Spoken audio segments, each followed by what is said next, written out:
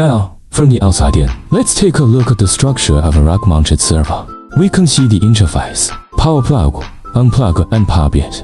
There are 4 power supplies in total. These 4 power supplies are true tails of residual power supplies, or JR redundancy. One of the power supplies has a maximum rated power of 2700 W, so its maximum rated power is 5400 watts. If one of the 4 power supplies fails, so I can replace the power supply without cutting off the power. The replacement is also very simple. Let's hold this buckle down first.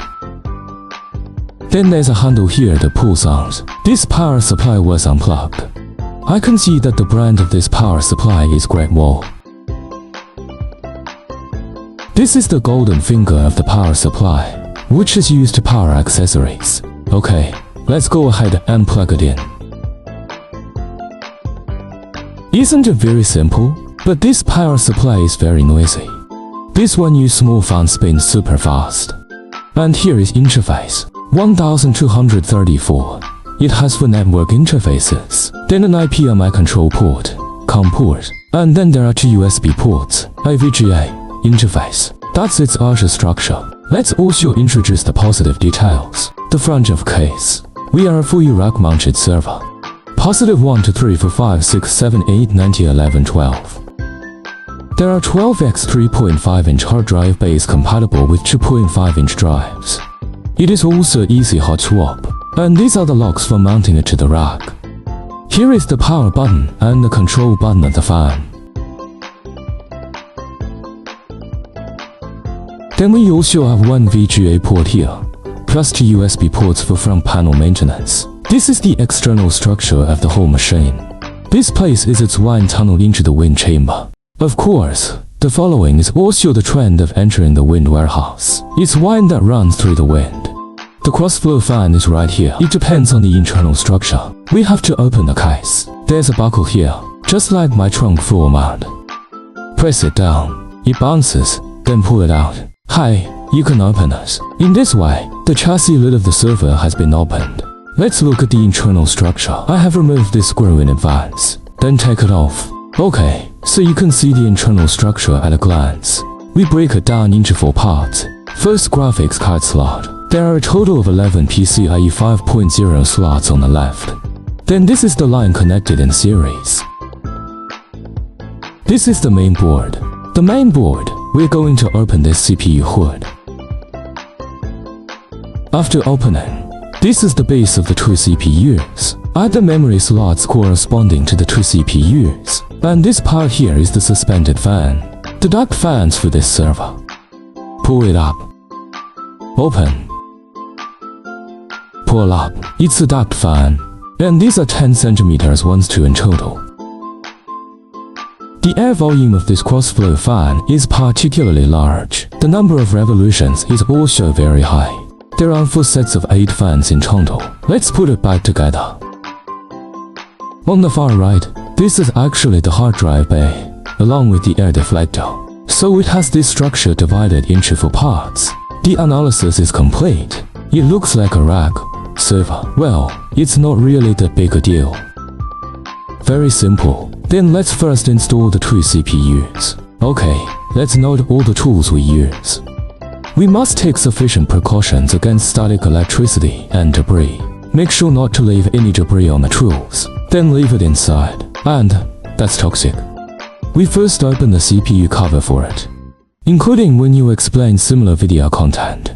Saliva is especially important. There can't be a single drop in it. After the good CPU cover is opened,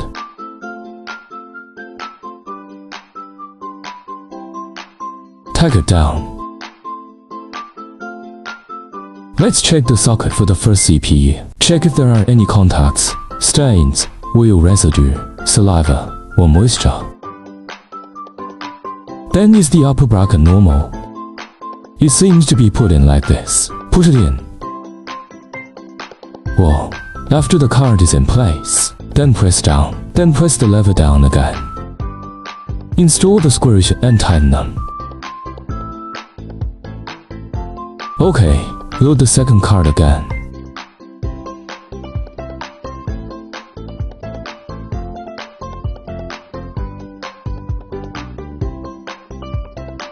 Okay, the two CPUs are installed. Before we install the heat dissipation module, we will install the heat dissipation module of the CPU again, or apply this silicone grease for us again.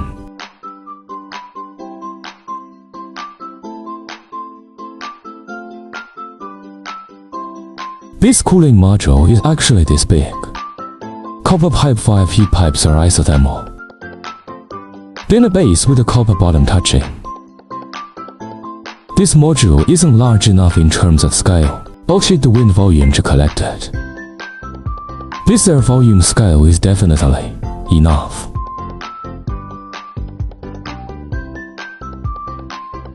In the order of 1, 2, 3, 4, 5, 6. Then the module screws of these 6 CPUs are installed. After packing tightly, install the second one. The two cooling modules have been installed. Let's install the memory again. The motherboard of this dual-socket server doesn't have color coding. There is a distinction between primary and secondary channels when installing the memory modules. And this is when I was talking. Some saliva can't be sprayed in. Let's first mark the primary channel.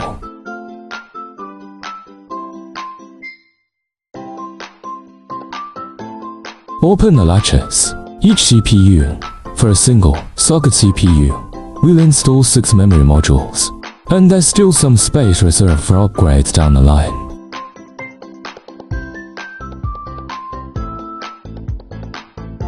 Alright, the memory modules are now fully installed. Before installing the graphics card, we need to separate the GPU power cables from the motherboard's power connectors. Since there are 10 power cables in total, this end is inserted into the graphics card. Plug this end into the server.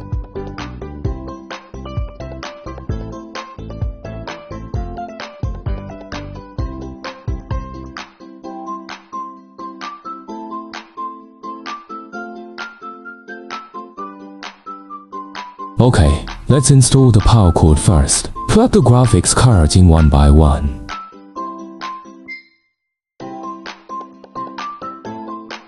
Alright, the GPU power cables are now fully plugged in. Before we wrap up, we need to tidy things up first.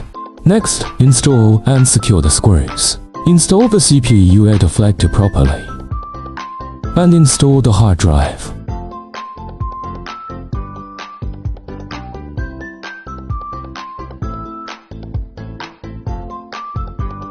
Finally, optionally install a dual 1 RGB network card with RJ45 ports.